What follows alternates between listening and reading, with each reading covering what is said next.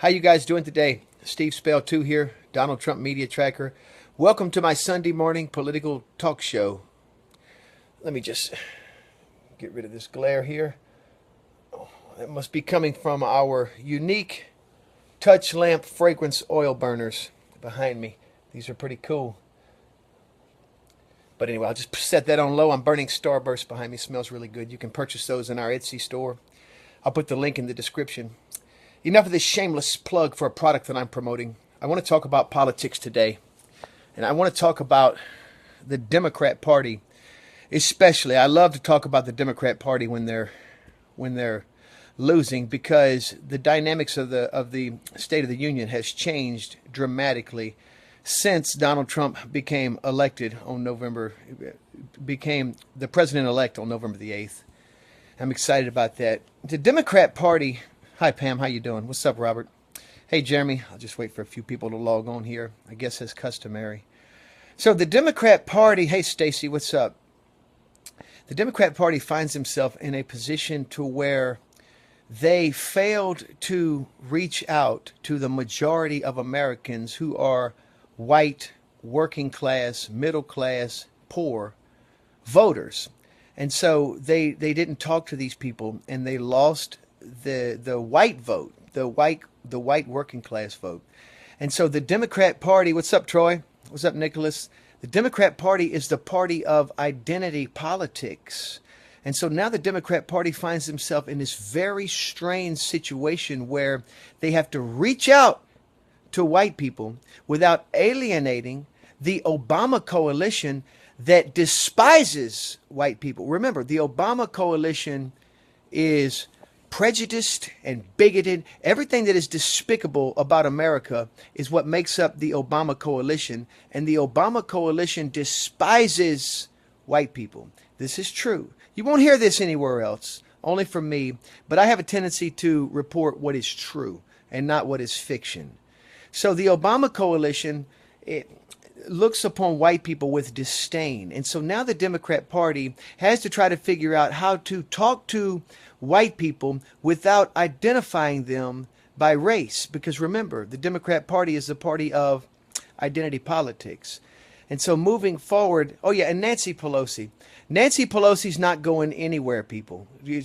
For those of you out there that thinks that Nancy Pelosi is going to be replaced, she's not going to be replaced. Nancy Pelosi is the strongest pro-Muslim, pro-Islamic leader in the Western world out there, period. In the United States of America, there is no stronger advocate for Islam and Muslims in this country than Nancy Pelosi.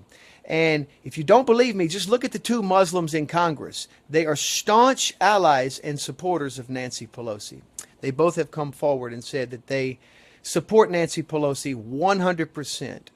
And as we dig further into the Clinton Foundation and the money that they received from the Arab nations, you'll begin to understand more of why Nancy Pelosi is not going anywhere in the Democrat Party.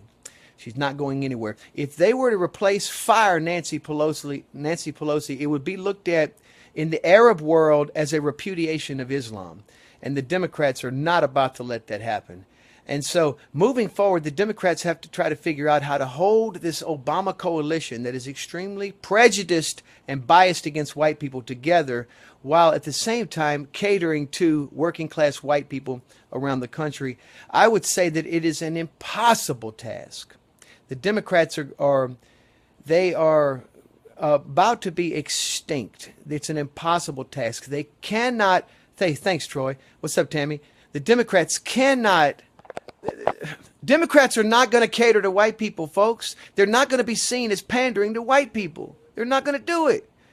So it's over with for the Democrat Party, because they're in a situation now to where they want to hold that Obama coalition together and they want to reach out to white people. The Democrat Party is not about to pander to whites. It's not going to happen. They still feel guilty for slavery. They want to bow down at the feet of African Americans and say, we're sorry, we're sorry. But real African Americans know that that's over with. Slavery is in the past. Identity politics is in the past. The African Americans that are moving forward with Trump are not going to hold white people accountable for slavery anymore. It's over with. You got to let it go. All that does is divide us as a nation. And so we see these hardline Democrats grasping for power, and they are, I'm telling you, I don't know how they do it. They can't do it. They can't possibly reach out to white people and not alienate the Obama coalition that is extremely prejudiced. And so Nancy Pelosi, while I agree that she needs to go, she's not going anywhere. She will not be replaced. Nancy Pelosi is the face of the Democrat Party, and they're just not going to replace her. And so you have to something else you have to think about is African Americans that want to change the country and move forward are going to eventually come around to Donald Trump. And because just from a pragmatic standpoint, African Americans are a huge swath of Christians in this country, and they don't necessarily agree with the politics of Pelosi, which is ripping fetal parts, ripping babies out of the womb, selling their fetal parts, encouraging the spread of Islamism all around the country, and convert or die mentality that comes with Islamism. And I think that African Americans are going to run away from that. We just have to give them some time to see that Donald Trump is not going to put them back on the plantation.